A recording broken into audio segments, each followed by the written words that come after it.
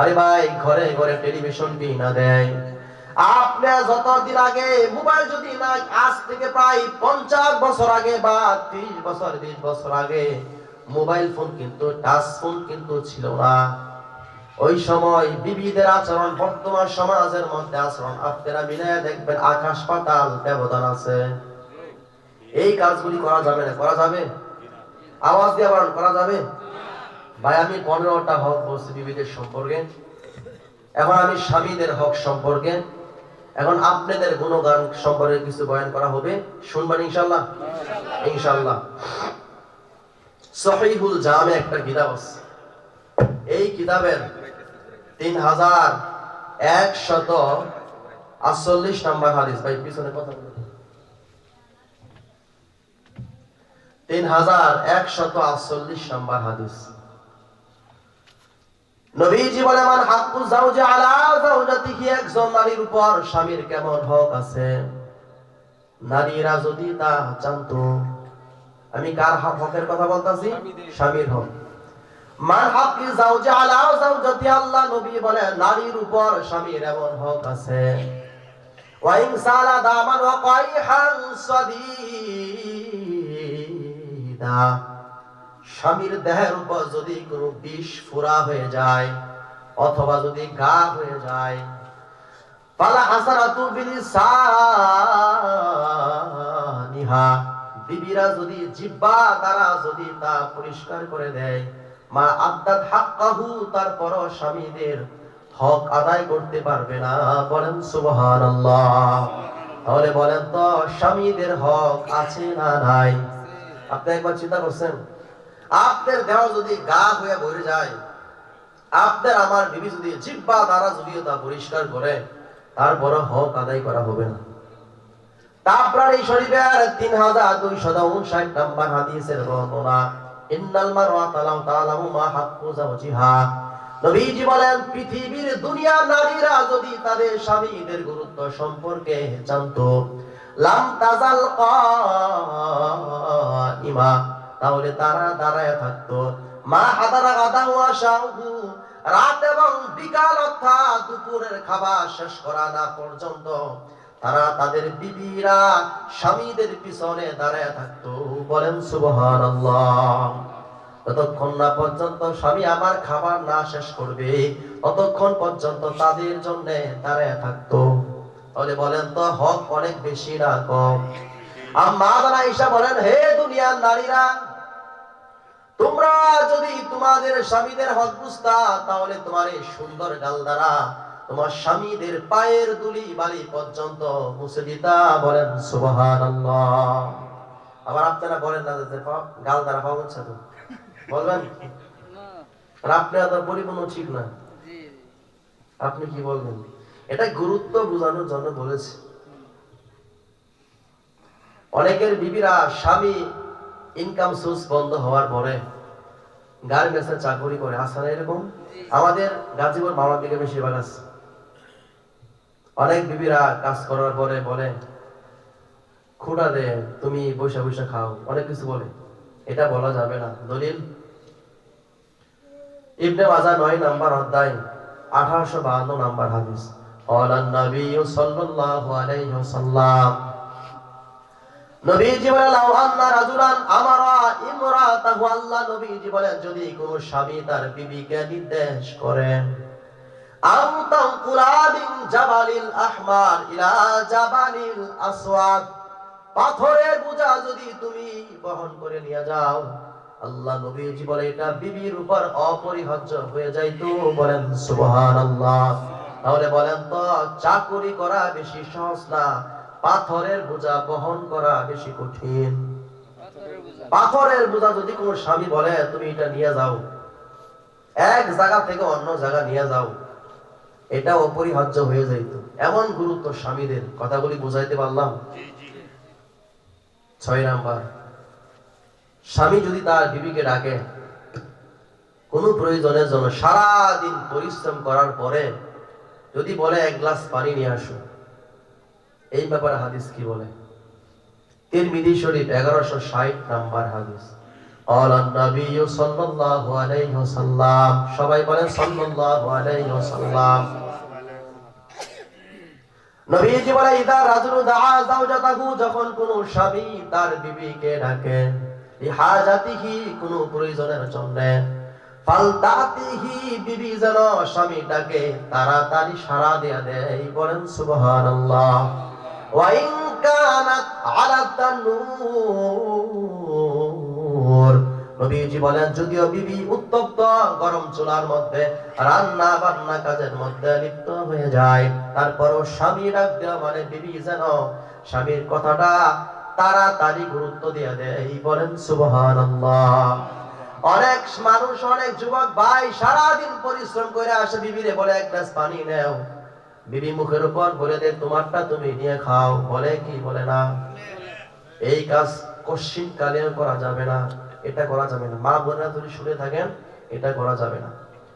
রাতের বেলা স্বামী যদি তার বিবির কাছে পেতে মন চায়, যদি আহ্বান করে, আবু দাউদ শরীফের 6 নম্বর অধ্যায় 2141 নম্বর হাদিসের বর্ণনা, নবী বলে দা রাজুলু ইমরাতাহু, নবী বলেন যখন কোন স্বামী তার বিবিকে ডাকে ইলা ফিরাশিহি, বিছানার দিকে যখন স্বামী তার বিবিকে ডাকে নিজের চাহিদা মেটানোর জন্য, ফারাত ফালাম তাতিকি ফাবাতা গাদবানা আলাইহা, বিবি যদি আসতে অসম্মতি জানায়, স্বামী যদি মন খারাপ করে যদি রাত্রি যদি যাপন করে নেয়, লানাতাল মালাইকা,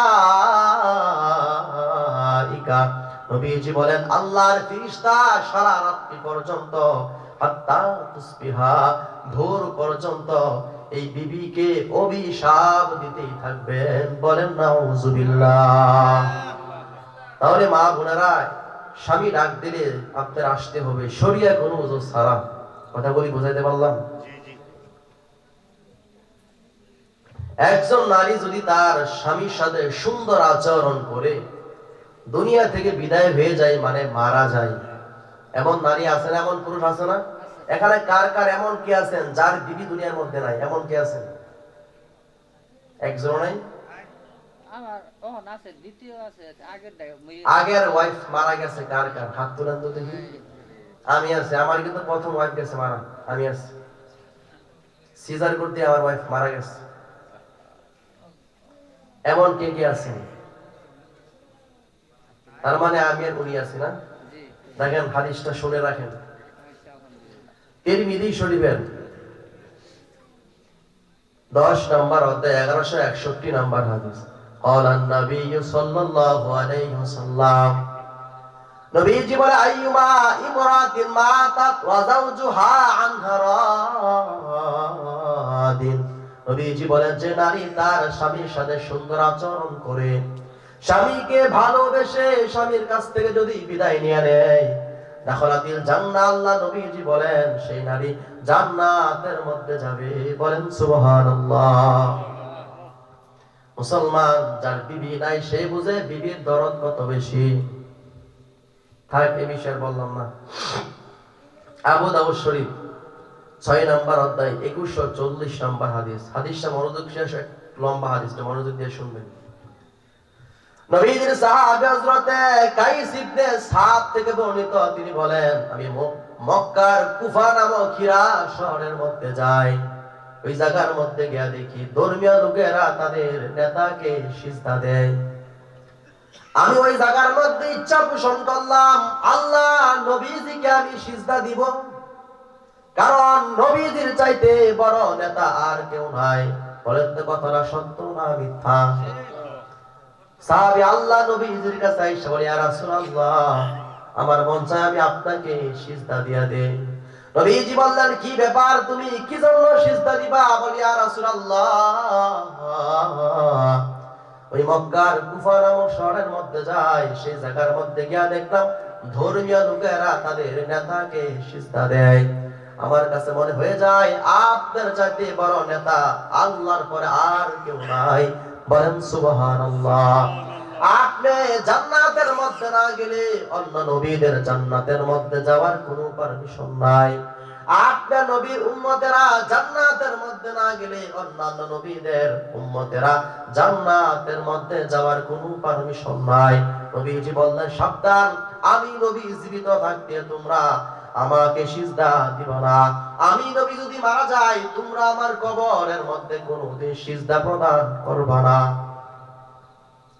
এরপর আল্লাহ নবীজি বলেন, লাউ কুনতু আমিরান আহাদান আইয়াসজুদা লিআহাদিন লা আমারতুল মারওয়াতান তাসজুদা লিজাওজিহা। আমি আল্লাহ ছাড়া যদি কোনো ব্যক্তিকে সিজদা করার জন্য নির্দেশ করিতাম, তাহলে আমি নারীকে বলতাম সে যেন তার স্বামীকে সিজদা দিয়ে দেয়। বলেন সুবহানাল্লাহ। মুসলমান, তাহলে বলেন তো স্বামীদের গুরুত্ব অনেক বেশি না কম? আরো জোরে বলেন, বেশি না কম? অনেক বেশি না? মা বোনেরা, এই স্বামীদেরকে কষ্ট দিয়েন না।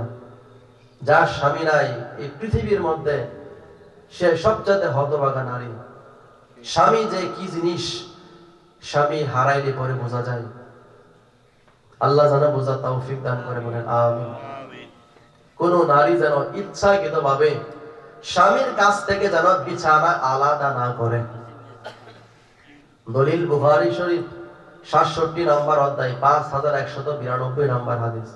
قال النبي صلى الله عليه وسلم, নবীজি বলে, ইদা বাদাতাল মারআতু মুহাজিরাতান ফিরাশিহা, আল্লাহ নবী বলেন, যখন কোন নারী তার স্বামীর সাথে রাত করে বিছানা আলাদা করে ঘুমায়, অথবা বাপের বাড়িতে চলে যায়, অথবা অন্য ঘরের মধ্যে ঘুমায়, অথবা মাঝখানে কোন বালিশ দিয়ে ঘুমায়, অথবা ফ্লোরের মধ্যে ঘুমায়।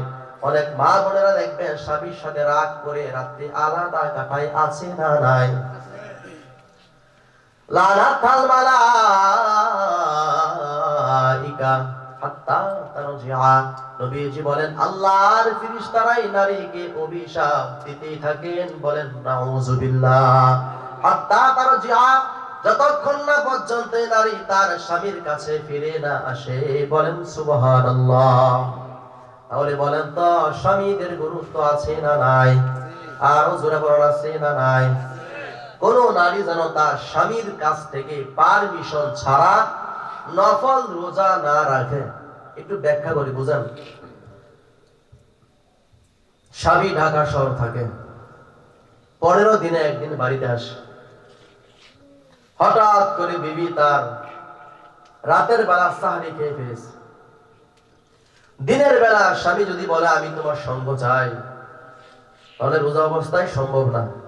এজন্য নফল রোজা রাখতে হলেও বিবি যেন স্বামীর কাছ থেকে পারমিশন নিয়ে রাখে। এটা স্বামী যদি তার কাছে থাকে। আজ যদি বিদেশ থাকে ভিন্ন কথা। কথাগুলি বুঝতে পারলাম? দলিল বুখারী শরীফের ৬৭ নম্বর অধ্যায় ৫১৯২ নম্বর হাদিস। قال النبي صلى الله عليه وسلم, নবীজির সাহাবী হযরত আবু হুরায়রা থেকে বর্ণিত, আল্লাহ নবীজি বলেন, লা তাসুমুল মারওয়াতু বালুহা শাহিদুন ইল্লা বিইذনি। নবীজি বলেন, কোন নারী যেন তার স্বামীর কাছ থেকে পারমিশন ছাড়া নফল রোজা যেন না রাখে। তাহলে বুঝতে পারলাম? তাহলে মা বোনেরা, যদি রোজা রাখে, স্বামী যদি তার পাশে থেকে যায়, স্বামীর কাছ থেকে পারমিশন নিয়ে, স্বামীর অনুমতি নিয়ে সে যেন নফল রোজা না রাখে। অনুমতি দিলে আপনি রাখতে পারেন। বুঝতে পারলাম? কোন নারী যেন তার স্বামীর কাছ থেকে অনুমতি ছাড়া যেন ঘর থেকে না যায়। বুখারী শরীফের ৬৭ নম্বর অধ্যায় ৫১৯৫ নম্বর হাদিসের বর্ণনা। قال النبي صلى الله عليه وسلم, নবীজি বলেন, ওয়ালা তাযারা ফি বাইতিল্লাহ বিইذনি, আল্লাহ নবী বলেন, কোন নারী যেন তার স্বামীর কাছ থেকে পারমিশন ছাড়া ঘরে যেন কাউকে প্রবেশ না করায়, অথবা স্বামীর কাছ থেকে পারমিশন ছাড়া সে যেন ঘর থেকে যেন অন্য কোথাও না যায়। কথা বলি, বুঝতে পারলাম? এটা যদি মা বোনেরা শুনে থাকে আলহামদুলিল্লাহ, যদি না শুনে এটা আপনারা শিখাই দিবেন। বুঝাইতে পারলাম? কোন নারী উত্তম? قال النبي صلى الله عليه وسلم, নবীজি বলেন, পৃথিবীর মধ্যে সেই নারী সবচেয়ে উত্তম হয়ে যায় ঘরের মধ্যে স্বামী প্রবেশ করার পর বিবি যদি স্বামীকে সালাম দেয়। কি দিয়ে দেয়? কার কার বিবিরা আপনাদেরকে সালাম দেয় ঘরের মধ্যে গেলে? হাত দেখি।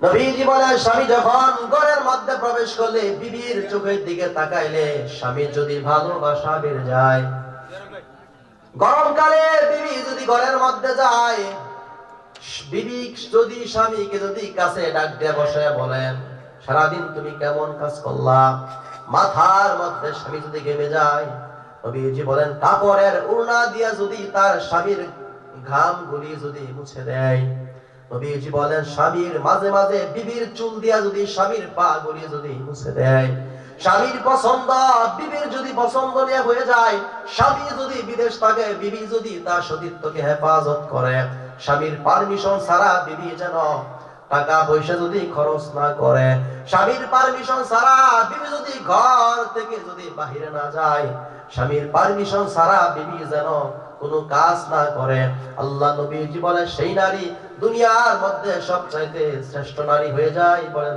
সুবহানাল্লাহ। অনেক নারী আছে দেখবেন স্বামীর সাথে ঝগড়া শুধু লেগে থাকে, আছে না নাই? যে সকল নারীরা স্বামীর সাথে সবচাইতে বেশি খারাপ ব্যবহার করে, তিরমিজি শরীফের 10 নম্বর অধ্যায় 1174 নম্বর হাদিস, লা তুজি ইমরাতুন যাওজাহা ফিদ দুনিয়া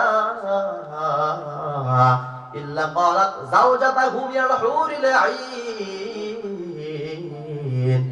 নবীজি বলেন আসমান থেকে প্রতিদিন, মানে আজকের দিনও আগামীকাল কিয়ামত পর্যন্ত আসমান থেকে প্রতিদিন জান্নাতি রমণীরা বলে হে দুনিয়ার নারীরা, তোমরা তোমাদের স্বামীদের সাথে খারাপ আচরণ করবা না। তোমরা যদি তোমাদের স্বামীদের সাথে খারাপ আচরণ করো, আল্লাহ পাক তোমাদেরকে ধ্বংস করে দিবেন। বলেন নাউজুবিল্লাহ। যে নারী স্বামীর সাথে যত বেশি খারাপ ব্যবহার করবে তত তাড়াতাড়ি তার দুনিয়ার মধ্যে ধ্বংস হয়ে যাবে, পরকালে ধ্বংস, দুনিয়ার মধ্যে ধ্বংস। যে হাজবেন্ড তার বিবির অত্যাচার করে দুনিয়ার মধ্যে ধ্বংস, পরকালেও ধ্বংস। বলেন নাউজুবিল্লাহ। এটা করা যাবে না। বুঝাইতে পারলাম? ওই নারীর দিকে আল্লাহ পাক তাকান না যে নারী তার স্বামীর কৃতজ্ঞতা স্বীকার করে না।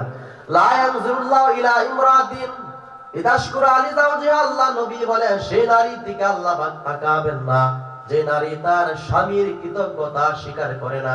বলেন নাউজুবিল্লাহ। স্বামী সারা দিন পরিশ্রম করে ঘরের মধ্যে একটু রাত্রিবেলা একটু সুখ পেতে চায়, একটু শান্তি পেতে চায়। অনেক নারীরা সারাদিন স্বামীর শুধু প্রেসারের মধ্যে রাখে, অত্যাচার করে, আছে না নাই? এটা করা যাবে না। বুঝাতে পারলাম? আওয়াজ দিয়া বলেন বুঝাতে পারলাম? ইবনে মাজাহ 9 নম্বর অধ্যায় 1853 নম্বর হাদিস, ক্বালান নবিয়্যু সাল্লাল্লাহু আলাইহি ওয়াসাল্লাম ওয়াল্লাযী নাফসি বিয়াদি, আল্লাহ নবীজি বলেন সেই সত্তার শপথ যার হাতে আমার প্রাণ, লা তুআদ্দিল মারওয়াতু হাক্কা রাব্বিহা, কোন নারী আল্লাহর হক আদায় করতে পারবে না, হাত্তা তুআদ্দি হাক্কা যাওজিহা, যতক্ষণ না পর্যন্ত সে তার স্বামীর হক আদায় করতে না পারে। বলেন নাউজুবিল্লাহ। তার মানে স্বামীর সাথে যদি খারাপ ব্যবহার করে আল্লাহ পাক তার ইবাদত কবুল করবেন না। তিরমিজি শরীফ 360 নম্বর হাদিস, তিন ব্যক্তির নামাজ তার কাঁধের উপরে উঠবে না। আওয়াজ দিয়া বলেন তো কয় ব্যক্তির নামাজ তার কাঁধের উপরে উঠবে না? আরো জোরে বলেন কয় ব্যক্তি? আরো জোরে বলেন কয় ব্যক্তি? 1 নাম্বার যে চাকর তার মালিকের অনুমতি ছাড়া পলায়ন করে যতক্ষণ না পর্যন্ত তার মালিকের কাছে ফিরে না আসে। 2 নাম্বার ওই ইমাম, যে ইমাম সমাজের মধ্যে হক কথা না বলে, ওই ইমামের নামাজ তার কাঁধের উপরে উঠবে না। 3 নাম্বার যে নারী তার স্বামীর সাথে উঠতে বসতে সব সময় খারাপ আচরণ করে সেই নারী নামাজ তার কাঁধের উপরে উঠবে না। বলেন নাউজুবিল্লাহ। তাহলে এই ধরনের নারী সমাজের মধ্যে আছে না নাই? আরো জোরে বলেন আছে না নাই? তাহলে আমাদের কি ভালো হতে হবে কি হবে না? বলেন আল্লাহ জানা বোঝার তৌফিক দান করে। বলেন আমিন। ওটা বলেন আর 10 মিনিট চলবে ইনশাআল্লাহ। তাহলে আমাদের এরকম নারী সমাজের মধ্যে আছে না? এটা করা যাবে না। আল্লাহ যারা বোঝার তৌফিক দান করে বলেন আমিন। তিন শ্রেণীর ব্যক্তিদের দিকে আল্লাহ পাক তাকাবেন না। কয় শ্রেণী? আওয়াজ দেয়া বলেন ভাই, কয় শ্রেণী?